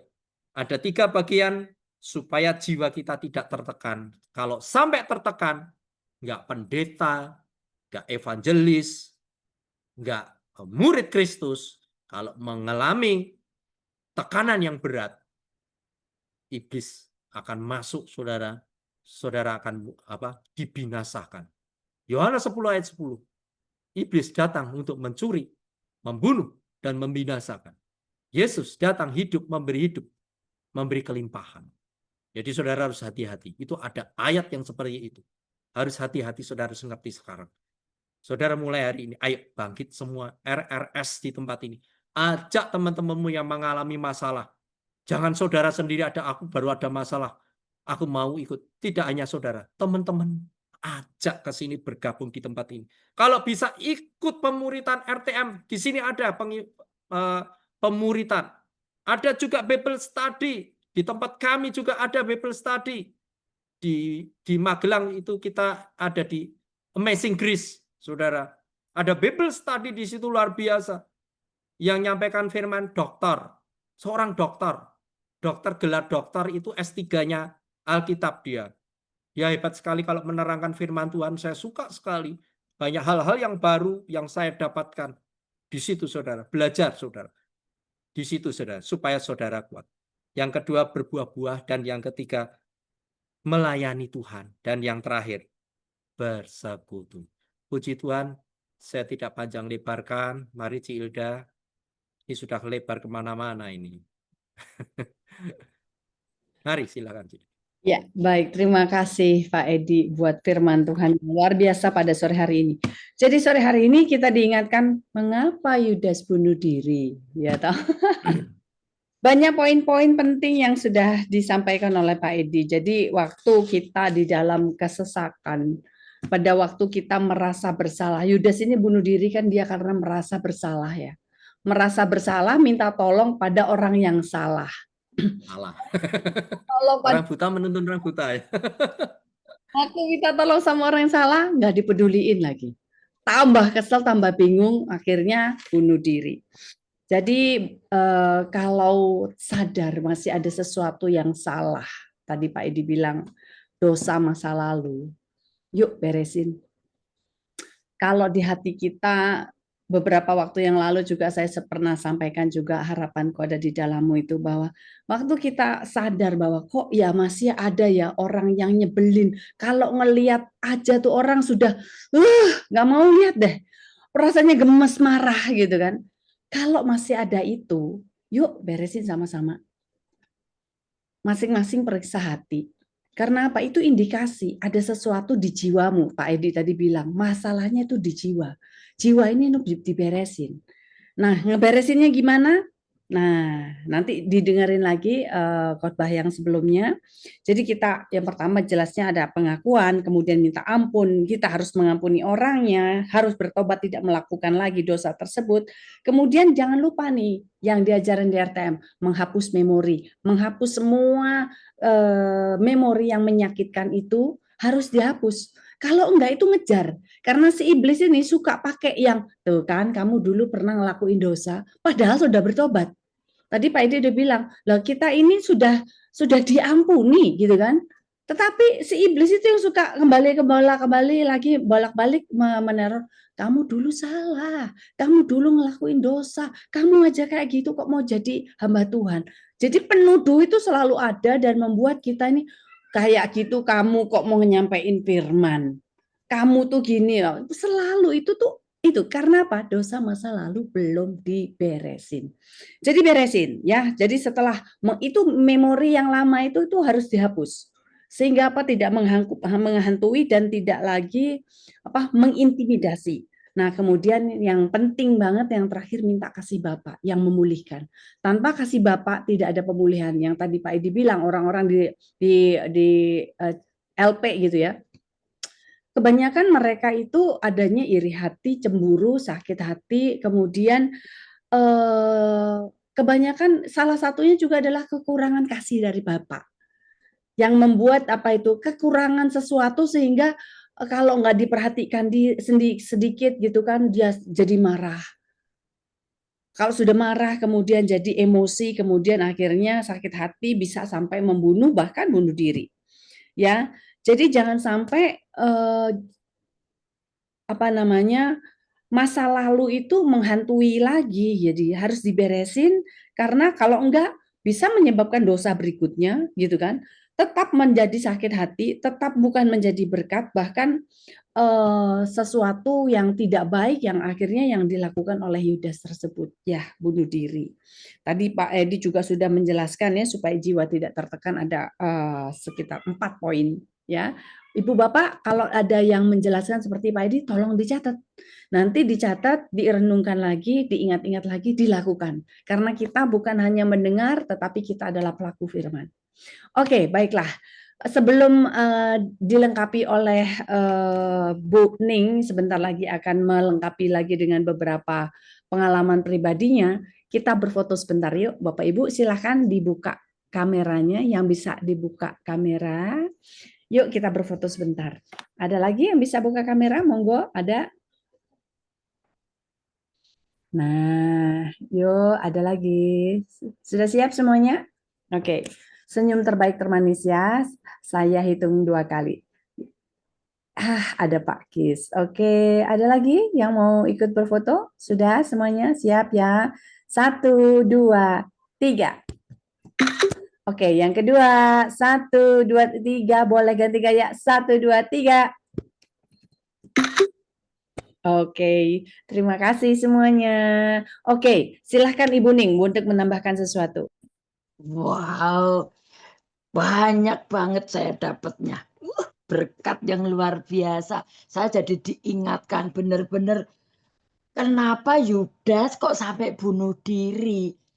Lah padahal kan ya Yudas itu harusnya datang ke RTM ya, atau datang ke Pak Edi. Jadi belajar tentang kejiwaan. Memang benar loh. Kalau kita benar-benar pernah sih saya mengalami seperti Yudas itu, karena banyak sih orang-orang yang tidak sadar itu seperti Yudas-Yudas yang seringkali itu menyalibkan Yesus tapi nggak sadar. Nah, di sini loh letaknya kita benar-benar butuh Roh Kudus untuk menolong kita agar kita ini bisa memaafkan diri kita sendiri. Kalau kita nggak bisa memaafkan, memang benar ini kejiwaan ini ngeri banget, seperti NPD, terus gangguan bipolar, ya toh, terus skizofrenia, terus ada gangguan stres pasca trauma. Itu ternyata inner child yang benar-benar belum pernah terselesaikan, dan itu butuh banget yang namanya harus berdamai dengan diri sendiri. Itu artinya ya kita banyak merenungkan firman, kita banyak terus menyendiri dengan Tuhan. Artinya bukan kok terus kita berdiam di kamar, itu tidak, tetapi benar-benar kita minta tolong Roh Kudus untuk membongkar masa lalu kita, untuk terus dibenahi dan terus dibenahi. Terus kita harus mau berdamai dengan keadaan, atau artinya lebih bersyukur, karena ternyata ketika jiwa kita tuh sakit, kita untuk mengucap syukur memang sulit. Dan kita isinya tuh tertuduh dan kecewa. Dan di sini inilah ya, kita mau deket sama Tuhan gimana? Wong isinya aja kecewa, kepahitan, kemarahan. Ya, seperti yang dilakukan Yudas. Yudas kan harusnya itu semakin mendekat ke Tuhan, mengakui jujur kesalahannya dia. Aku sudah mengkhianati engkau, nah kan gitu. Tetapi Yudas nggak mau bertobat, tapi Yudas malah datang kepada tua-tua gereja ya, tetapi dicuekin. Nah, dia semakin terpuruk, semakin tertuduh, semakin dia nggak bisa move on. Nah, di situ. Padahal yang harus dilakukan Yudas harus lari datang kepada Tuhan seperti yang dilakukan Daud. Ya toh, Daud itu kan banyak melakukan kesalahan. Dia ibaratnya itu dia mengkhianati Yesus kan gitu toh. Dia melakukan banyak pelanggaran, tetapi Daud mau hancur hati, mau datang kepada Tuhan, mau mengakui kesalahannya, bahkan dia minta, Tuhan jangan sampai rohmu itu pergi daripadaku gitu. Nah, ini Yudas nggak mau bertobat, tapi dia terus diolah dengan pikirannya sendiri, dia diolah dengan perasaannya sendiri. Ya, ini yang harusnya dia harus berdamai dengan dirinya sendiri, berdamai dengan keadaan, berdamai dengan Tuhan. Saya pernah mengalami seperti itu. Awal-awal saya bertobat tahun 1997. Saya lagi menggebu-gebunya sama Tuhan. Tapi saya ikut berdoa. Waktu itu ada pendeta namanya Pak R yang di Mayong Jepara itu. Dan saya juga berdoa di tempatnya Ibu siapa itu, aku lupa, juga pendoa. Tapi karena dia itu tahu kesaksian saya yang dulu itu saya karena suami saya hidup ibaratnya keceh duit ya, karena anak buahnya Mbak Tutut ya.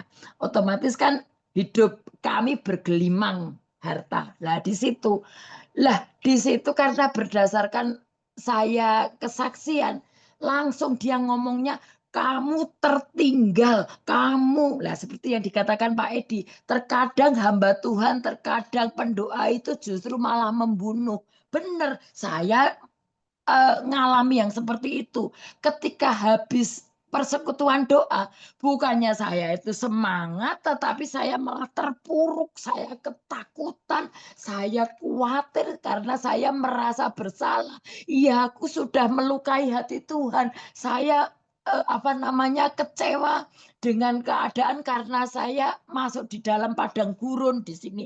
Tetapi bukannya saya ini eh, dibangun, tetapi saya malah dibunuh karena apa? Kamu nanti akan tertinggal. Ini semua pada naik di tangga yang teratas. Kamu masih duduk di paling bawah dan kamu tidak bisa naik. Di situ loh, kata-kata seperti itu katanya penglihatan. Loh, saya sampai rumah tuh isinya nangis terus dan saya pengen bunuh diri. Bener-bener saya pengen bunuh diri dan di situ suami saya bingung waktu itu. Terus tanya sama hamba Tuhan yang di Jepara waktu itu, Bu Tanti tahu. Namanya Pak Oji. Di situ saya, Bu Ning, Tuhan itu tidak sekejam itu. Ketika Bu Ning itu bertobat dan mau berubah dan mau belajar untuk membenahi kesalahan demi kesalahan, Tuhan itu tidak kejam terus meninggalkan kamu. Enggak. Ayo bangkit. Loh, di situ saya seperti disiram air es. Di situ langsung saya semangat lagi. Ternyata intimidasi itu ngeri banget. Dan ternyata kuncinya ya harus berdamai dengan diri sendiri, berdamai dengan Tuhan, berdamai dengan keadaan, berdamai dengan masa lalu. Di situ kita harus mau berdamai agar supaya hidup kita benar-benar diubah menjadi benar dan pikiran kita juga diubah menjadi pikiran Kristus. Nah, di sini jadi jangan sampai kita tuh terpuruk lagi dan jangan mau terintimidasi lagi karena kita hidup di dalam kemenangan dan Yesus sudah mati di kayu salib untuk kita agar supaya kita juga menang dan Yesus saja bangkit, kita juga dibangkitkan. Lah kenapa kita kok sampai terpuruk seperti Yudas? Kita juga banyak kesalahan seperti Yudas. Kalau kita mau bangkit dan kita mau datang kepada Tuhan, saya percaya kok, yakin kita bisa move on dan kita bisa menyatu lagi dengan Tuhan karena kita belajar terus membenahi keintiman dengan Tuhan dan otomatis kita tidak lagi hidup dikuasai oleh depresi, tidak hidup dikuasai oleh ketakutan, tetapi hidup kita dikuasai oleh firman Tuhan dan firman Tuhan itu yang menyatu di dalam hidup kita sehingga kita tidak lagi hidup yang seperti orang kalah itu. Terima kasih, Tuhan Yesus menang. Puji Tuhan, terima kasih tambahannya Bu Ning. Benar ya, itu yang penting tadi ya. Kita tidak bisa pulih tanpa pertolongan Roh Kudus. Ya, hanya Roh Kudus yang bisa membantu dan yang penting yang tadi dibahas oleh Ibu Ning, berdamai dengan Tuhan, dengan diri sendiri dan masa lalu. Itu harus diberesin. Jadi teman-teman yang masih ada kepikiran, masih kerasa tertekan, merasa terbayang-bayang orang-orang masa lalu dan lain-lain, yuk sama-sama beresin. Kalau memang nggak bisa lakukan sendiri, silakan hubungin Pak Edi, ada Bu Ning, ada Bu Tanti, dan siapa saja yang bisa dihubungin, ataupun pengajar-pengajar dari pemuridan.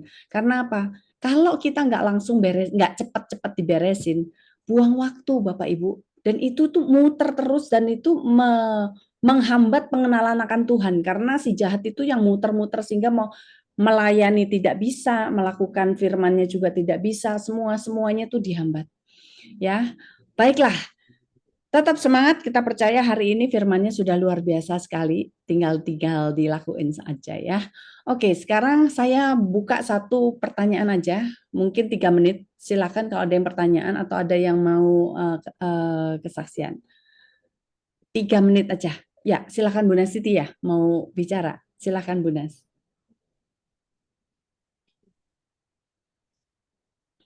Masih ditutup Bu Nas?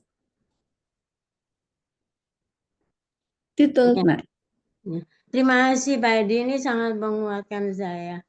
Kenapa? Karena intimidasi, terus saya lupa hapus memori. Sehingga hal itu muncul lagi. Dan ini diingatkan. Terus ini masukannya dulu ya Kak. Tadi saya baru saja diingatkan, saya terima kasih Kak doakan. Benar-benar saya ingat RSS ya, mau masuk RRS ini tidak enak. Terus saya terima kasih ditegur. Nanti diteng ya, karena saya ngomongnya nih mungkin agak terganggu, nggak tahu saya. Tapi hati saya terus meluap. Kemudian saya diingatkan, kenapa hal itu terjadi? Kamu lupa bahwa kamu itu anak Allah. Kamu lupa bahwa Yesus sudah mati di salib. Bayar harga. Gitu. Jadi, oh iya, kamu lupa bahwa kamu lebih pemenang. Kamu disandingkan, disiapkan jadi mempelai Kristus. Kenapa mesti ke belakang? Oh iya Tuhan. Ini baru saya, Kak Hilda tahu semuanya. Masalah saya sampaikan Kak Hilda. Ayo, terus maju nasib gitu. Terus kemudian ini peristiwanya sekarang saya cerita. Intimidasi. Saya mengerti RTM, awalnya saya ditentang suami saya dimasukkan kamarnya cerita. Tuh, kayak gitu. Kamu melayani masa lalu kamu seperti itu. Saya sudah bertobat, saya salah, saya mengakui. Kenapa? Karena dalam keluarga saya sendiri memulai saya nakal. Kenapa? Saya bilang, saya nggak cantik kok, tapi pada senang sama saya. Saya bilang gitu. Tuh, jadi suami saya tahu, doa senang sama saya.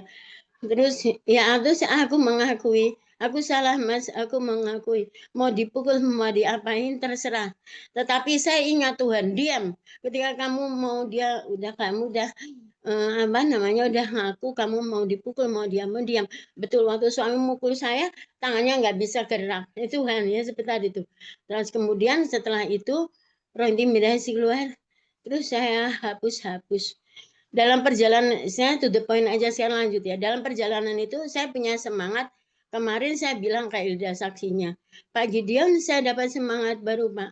Untuk saya tetap maju Pak. Gitu kan Kak waktu wah ini kesempatan saya diboncengin sama guru muslim, tak kecekoi terus, tak ceritani terus. Karena dia kerja, dia nangis, tak kerja, terus saya doain, saya sampai nangis, Tuhan mujizatmu terjadi di alam roh, terjadi di alam materi. Kamu harus kenal nanti aku, kebaikan bukan aku, tapi aku manusia biasa saja, banyak kekurangan, tapi Yesusku. Kamu percaya tidak percaya, tapi itu bukti. Pasti kamu akan kerja. Puji Tuhan hari ini dia kerja. Dan anaknya yang antar saya. Ganti yang tak cekoi lagi. Saya lihat, senang nggak Pak? Senang ya ceritanya. Nah itu aja nanti kalau udah 3 menit. Haleluya, semua untuk kemuliaan Tuhan. Jadi itu. Lupa bahwa kamu itu anak Allah. Lupa bahwa kamu itu udah ditebus. Jalani aja sih jelek. Jadi saya kalau bilang, ngapain kamu masuk pikiran? Pergi dalam nama Yesus. Saya mau mujizat itu bukan kata orang, bukan kata Pak Edi, bukan kata Kak Mbak Neng. Mbak siapa lagi? Enggak. Tapi saya mau mengalami sendiri. Kak dia tahu kan mengalami sendiri. Tadi saya salah dinginnya. Tahu-tahu saya udah nyet RS. Kenapa Tuhan kok saya gini? Kamu kan sudah bilang katanya nggak mau minum obat. Iya. Kenapa kamu minum obat? Iya ya. Kamu sini sembuh kenapa minum obat? Ya saya minta ampun. Ya udah saya geletakan tidur, Kak Elda nyapa saya. Mbak Titi juga. Terima kasih, haleluya. Tuhan berkati. Amin. puji Tuhan Bu Nas, semangat ya. Tadi dibilang pinggangnya lagi enak katanya gitu. Tapi ya sekarang sudah disembuhkan oleh Tuhan Yesus. Oke, baiklah. Karena waktunya sudah mepet banget, kita akan masuk sesi doa. Buat teman-teman yang ada di Zoom, boleh nanti melanjutkan ya. Kita akan lanjut ke sesi doa.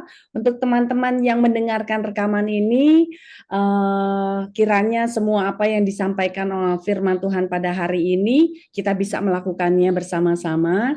Tetap semangat, yang pasti kita ketemu lagi di hari Senin berikutnya di acara RS berikutnya. Sampai jumpa, saya tutup dulu rekamannya, akan saya rekam kemudian untuk sesi doa. Shalom, terima kasih, Tuhan berkati.